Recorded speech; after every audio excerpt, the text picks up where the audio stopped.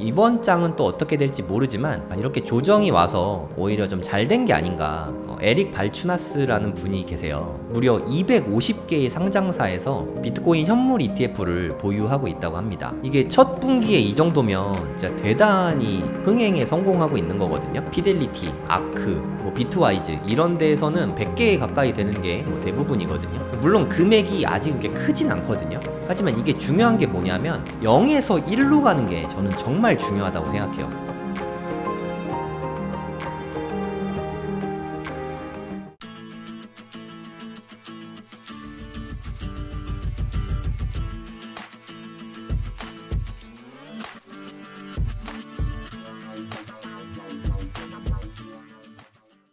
네, 안녕하세요. 저는 서울대 수학과 졸업하고 수학학원 하다가 부동산 유튜버 하다가 지금은 코인 유튜버 위주로 활동하고 있는 성정길이라고 합니다.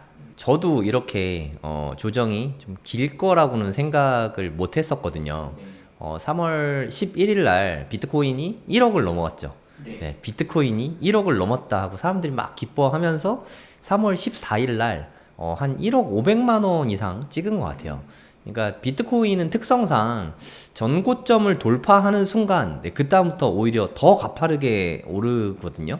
그러니까 최고점 돌파하면 더 가파르게 올라서 뭐 저도 그랬고 시장에서 볼 때에는 이대로 앞으로 이제 전고점 돌파했으니까 불장의 시작이다, 엄청나게 오를 거다라는 기대감이 되게 좀 많이 있었던 것 같아요. 그때 또 이제 미디어도 많이 타고 하다 보니까 그때 좀 신규 진입자들이 좀 많이 들어오셨던 것 같고, 하지만 모든 상승에는 조정이 있는 법이잖아요.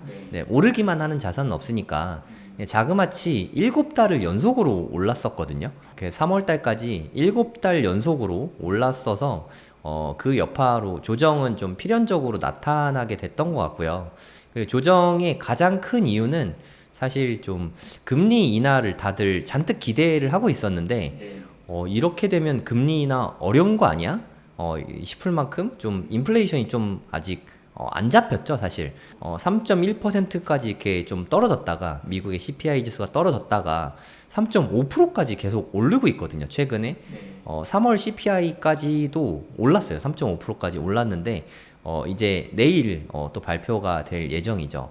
일단 그게 좀 꺾여야 금리 인하가 될 것 같은데 사실 1억 500만 원이 될 때만 해도 다들 금리 인하 기대감이 되게 컸잖아요. 이제 좀 있으면은 금리 인하 할 거야. 파월의 발언을 봐도 올해 한 3번 정도는 금리 인하가 될 것 같다. 네, 요런 다들 기대감을 갖고 있으니까 주식도 되게 좋았고요. 나스닥도 막 사상 최고치 막 찍고 그랬잖아요. 엔비디아도 뭐 엄청나게 올랐었고, 그런 분위기 속에서 비트코인 현물 ETF 승인과 함께 이렇게 좀 다 많이 다 같이 이렇게 파이팅 미치면서 파이팅 넘치게 막 달려가는 그 시점이었죠.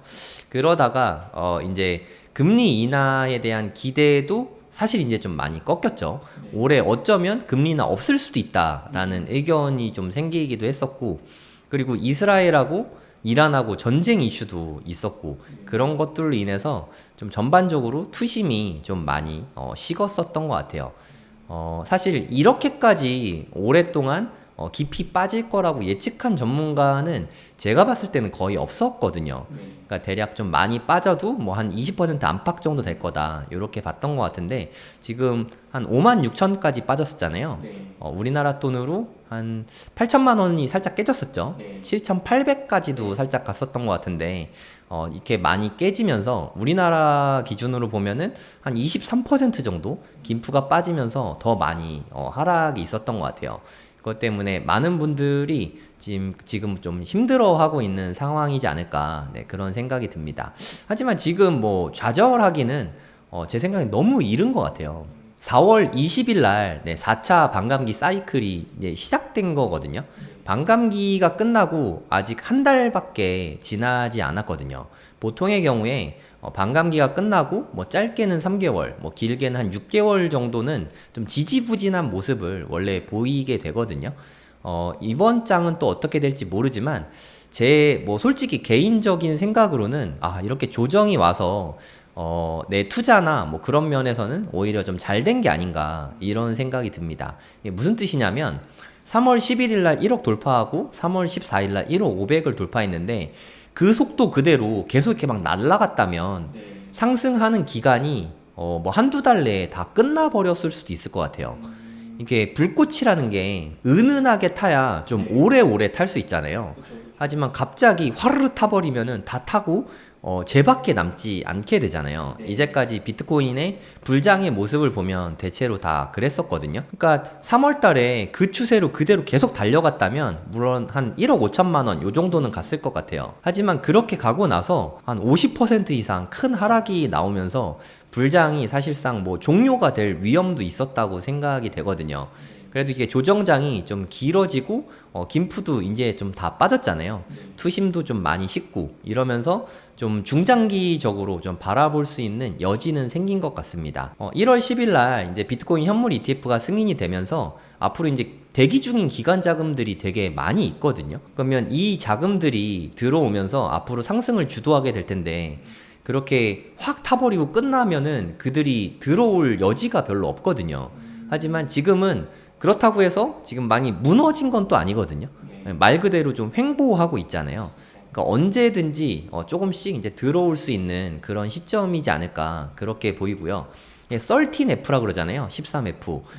그게 기업의 현재 뭐 포트폴리오나 아니면 ETF 보유 현황 이런 걸 보면은 블룸버그 애널리스트 중에 에릭 발추나스라는 분이 계세요. 네, 그분의 트위터를 보니까 무려 250개의 상장사에서 비트코인 현물 ETF를 보유하고 있다고 합니다. 250개. 이게 첫 분기에 이 정도면 진짜 대단히 흥행에 성공하고 있는 거거든요. 아직 한 일주일 정도 보고 기간이 남았는데 그게 다 끝나고 나면 대략 한 300개 가까이 될 수 있을 것 같거든요. 그러니까 블랙락의 아이비트 같은 경우 그렇게 될 것 같은데 이 정도면은 출발이 진짜 아주 훌륭한 수준입니다. 뭐 다른 건 보면은 뭐 0개 회사거나 뭐 3개거나 이게 다 미미한데 블랙락의 아이비트나 피델리티, 아크, 뭐 비트와이즈 이런 데에서는 뭐 한 100개 가까이 되는 게 뭐 대부분이거든요. 되게 많이 이미 사고 있는 거죠. 물론 금액이 아직 그렇게 크진 않거든요. 하지만 이게 중요한 게 뭐냐면 0에서 1로 가는 게 저는 정말 중요하다고 생각해요. 아예 투자가 안 되는 것과 그 활로를 열어줬다는 거는 정말 천지 차이라고 생각하거든요. 일단 0에서 1루는 좀 자연스럽게 넘어가고 있는 상황이라고 생각이 되고요. 뭐 예를 들어서 뭐 연기금 같은 데서 코인베이스나 업비트에 계정을 열어가지고 비트코인 투자를 한다. 좀 생각하기가 어렵잖아요. 하지만 현물 ETF가 있으니까 주식 계좌를 통해서 자유롭게 사고 팔 수 있는 장이 열리게 된 거죠. 사실 우리가 현물 ETF에 기대를 했던 것도 그런 부분이잖아요. 근데 그게 생각했던 것보다 빠르게 이렇게 이루어지고 있다는 걸 알 수가 있는 거죠. 벌써 250개의 회사가 들어오고 있는 거고 그 제이미 다이먼이 월가의 황태자라고 불리우잖아요. JP 모건의 제이미 다이먼이 맨날 비트코인 욕하거든요. 이거는 사기야. 이거는 뭐 스캠이야. 맨날 욕하는데 정말 웃긴 거는 13F 까보니까 JP 모건이 사고 있더라는 거죠. 비트코인 현물 ETF를 JP 모건이 사고 있다는 거죠. 그러니까 0에서 1로 가고 있는 동안이라고 볼 수 있고요.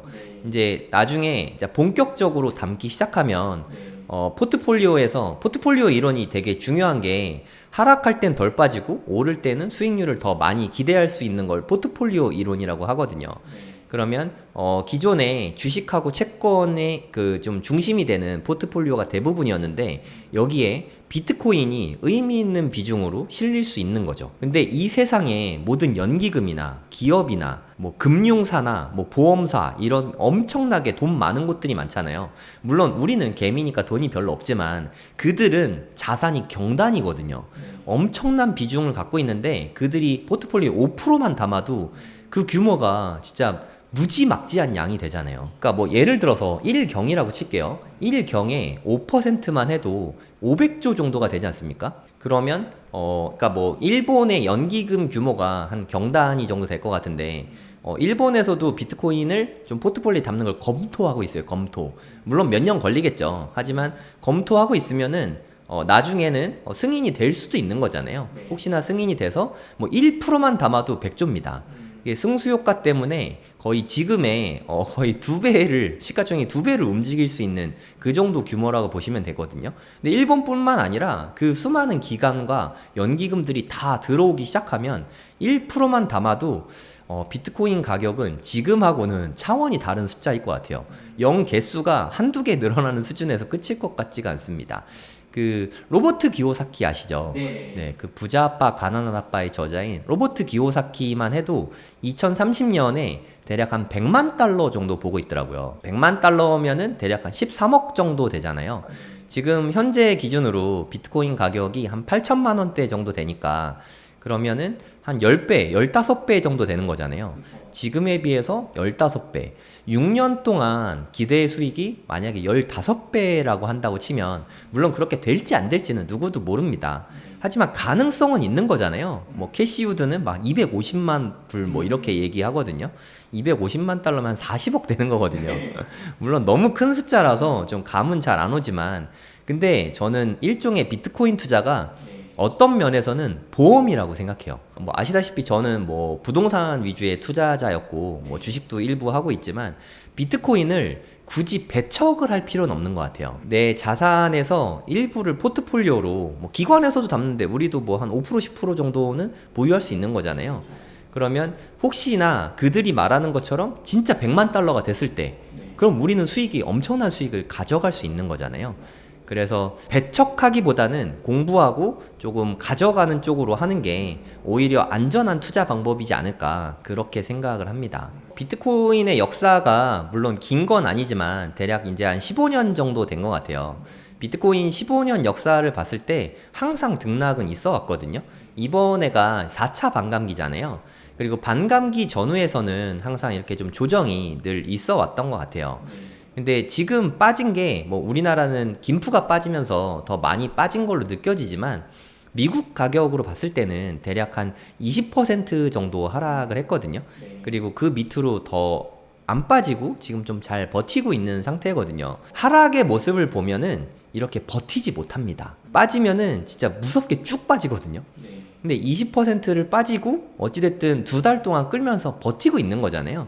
그렇게 하락으로 쏘지 않고 이렇게 버티고 있는 것만 봐도 아 이것은 상승장 중에 조정이지 하락장이 시작한 건 아니다 라고 보는 게 타당한 것 같고요. 반감기가 이번이 처음이 아니지 않습니까? 이번이 4번째 반감기인데 반감기가 지나고 최고점은 대략 한 1년에서 1년 반 후에 이제까지 찍어왔거든요. 근데 이제 겨우 반감기 지난 지 한 달 됐거든요. 한 달 만에 하락장이 온다? 그러면 비트코인은 투자할 가치가 별로 없는 자산이지 않을까요? 그것도 현물 ETF가 승인된 2024년에 반감기가 끝나자마자 한 달 만에 하락장이 온다. 이건 좀 생각하기 너무 어렵지 않을까요? 네, 합리적으로 생각을 해봤을 때 내년까지는 상승장이 좀 지속된다고 보는 게 여러모로 타당할 것 같습니다. 저희가 부동산 투자를 가장 많이 했을 때가 2019년이었거든요.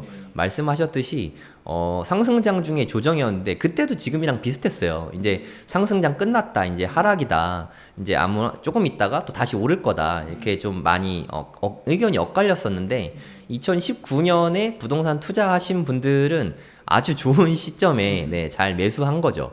2020년과 21년에 정말 미친 듯한 불장이 있었잖아요. 네, 저는 그러니까 이사님께서 말씀하신 것처럼 그런 느낌이 듭니다. 지금 현 시점에서 비트코인의 가격 흐름은 그때랑 좀 비슷하지 않나. 근데 이제 조정이 겨우 2달밖에 안 됐었거든요. 우리가 투자라는 게 하루 이틀 하는 투자가 아니잖아요. 한두 달 하는 투자도 아니고 우리가 평생을 두고 하는 투자인데 이렇게 잠깐 하락에 흔들리고 다 팔아버리고 두려움에 팔고 하면 투자로 돈을 벌 수는 없다고 생각이 들거든요. 좀 긴 시야로 시계열을 좀 길게 가지면 투자할 때 훨씬 더 유리하지 않을까 그런 생각이 듭니다. 전문가들이 되게 많잖아요. 물론 코인 쪽에 진짜 전문가가 누가 있냐라고 말하면 뭐 사실 솔직히 별로 없는 것 같긴 하지만 그래도 우리가 이제까지 코인의 시장을 사이클로 보는 역사가 있잖아요. 그 역사들을 봤을 때 지금의 가격 흐름은 물론 미국의 현물 ETF 덕분에 좀 반감기 전에 정고점을 돌파하는 좀 특이한 일이 있었던 건 사실입니다. 하지만 그것을 제외하고는 이제까지의 사이클과 좀 비슷한 흐름을 보이고 있거든요. 이렇게 뭐 조정장이 반감기 끝나고 오는 것도 상당히 유사한 모습이고, 이제까지 반감기 2차, 3차 뭐 반감기를 봤을 때 짧게는 3개월, 뭐 길게는 6개월 정도는 이렇게 횡보가 좀 계속됐던 것 같아요. 뭐 그것보다 길지 짧을지 그것까지는 알 수 없지만 좀 더 길게 봐서 한 뭐 1년 후 정도를 바라보면 지금보다 좀 월등히 높은 가격은 되어 있을 거라고 생각을 합니다. 솔직히 말씀드리면 이렇게 1억이 넘어서 매수를 했다는 거는 좀 포모 때문에 좀 매수한 면이 있잖아요. 그러니까 비트코인이 좋다고 생각해서 매수했을 수 있지만 지금 안 사면 안 될 것 같은 그런 조급함 때문에 매수를 했을 수 있을 것 같거든요. 근데 단기적으로 차익을 보려고 한 게 아니었고, 만약에 나는 1, 2년을 두고 투자를 한 거다라고 생각을 하신다면, 그리고 뭐 자금의 여유가 좀 더 있다면 이게 좀 빠졌을 때 분할해서 조금 이렇게 매수하는 것도 나쁘진 않다고 생각합니다. 물론 내가 산 가격보다 떨어지면 고통스럽죠. 네, 그건 누구나 다 마찬가지라고 생각을 합니다. 만약에 1억 넘게 샀으면 지금 뭐 한 그냥 비트코인 가격 기준으로 1,000만 원에서 2,000만 원 정도 빠진 상태잖아요. 그럼 좀 솔직히 되게 속상하죠. 근데 모든 투자라는 거는 기대 수익이 있으면 기대할 수 있는 위험도 항상 같이 있는 거라고 생각해요. 특히 비트코인은 대부분 투자할 때 기대 수익이 되게 크단 말이에요. 기대 수익이 큰 자산을 투자하는데 위험을 감수 안 하겠다는 거는 좀 이렇게 불가능한 이야기인 것 같습니다. 하다못해 부동산이 안전자산이지만 부동산도 투자할 때 얼마든지 빠질 수 있잖아요. 모든 투자에는 리스크가 있다는 거를 좀 인지하고 투자하는 게 맞는 것 같고요. 근데 내가 비트코인을 왜 매수했나를 다시 한번 좀 생각해 보시면 좋을 것 같아요. 내가 만약에 가격이 높아진 이유로 매수를 했다면, 그러면 가격이 떨어져서 매도를 하고 싶다면 나는 투자를 공부한 적이 없는 거라고 생각을 해야 될 것 같습니다. 우리가 막 흔히 배우기로는 가격이 좀 쌀 때, 저렴할 때 사서 가격이 오를 때 파는 게 맞는 건데, 가격이 떨어지면 그건 매도할 때가 아니라 매수할 때인 거잖아요. 그렇게 본다면 물론 이 상승장이 끝난 거라고 보면은 팔고 이렇게 떠나는 게 맞다고 생각하지만, 비트코인의 가치가 있고 올해나 내년을 시장을 좋게 바라보고 있다면 지금은 좀, 근데 아무것도 안 하는 게 제일 좋은 것 같아요. 사실 초보자들이 무언가 대응을 하려고 하면 지금 팔고 싸지면 사야지 이런 식의 대응이 대부분인데, 그건 대부분 실패하는 전략이거든요. 사실 솔직히 말해서 전략이 없는 거죠.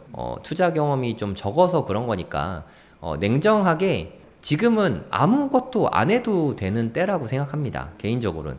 만약에 내가 매수하려고 마음을 먹고 있었다면 분할해서 매수하는 게 맞는 것 같고요. 내가 이미 사가지고 몰빵을 다 했다, 현금도 없다, 그러면 그냥 아무것도 안 하고 한 1년 정도 그냥 두고 보는 게 가장 좋은 전략이지 않을까요? 저라면 지금 파는 건 좀 악수라고 생각합니다.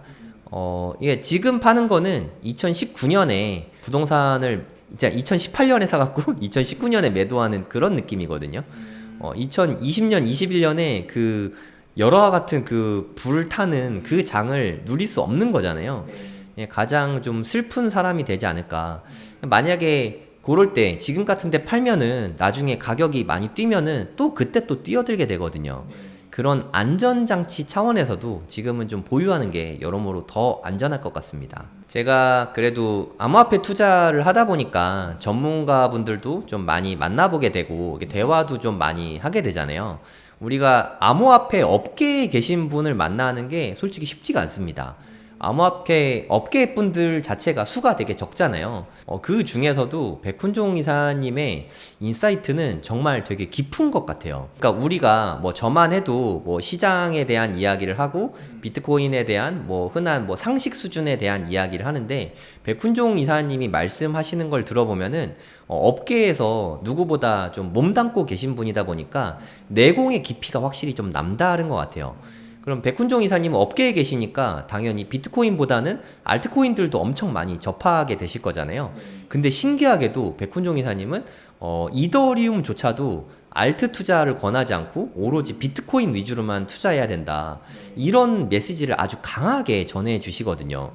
그러니까 솔직히 말해서 비트코인 위주로만 투자를 하면 망하기가 더 힘든 것 같아요. 비트코인 위주로 바이앤홀드를 한다. 매도하지 않고 계속 모아가는 투자를 한다. 근데 그게 말이 쉽지 실제로 실천하기는 너무 어렵거든요. 그건 정말 저는 투자의 끝판왕이라고 생각해요. 공부가 어느 이상 뭐 궁극에 달해야 할 수 있는 실천할 수 있는 영역이지 어설프게 뭐 유튜브 좀 본다고 해서 그걸 실천으로 옮기기는 거의 불가능하다고 생각하거든요. 근데 백훈종 이사님이 정말 다방면으로 다 알고 계세요. 알트도 너무 잘 알고 계시고 각종 뭐 투자법, 뭐 아비트라지 같은 것도 예전에 제가 김프매매 같은 거 말씀드렸잖아요. 그런 것도 다 알고 계시는 분이 실제 본인의 투자는 비트코인 맥시로 투자를 하고 계시거든요. 그 이유를 백훈종 이사님이랑 깊이 있는 대화를 해보면 자동적으로 감화가 됩니다. 저는 비트코인 맥시가 아니거든요.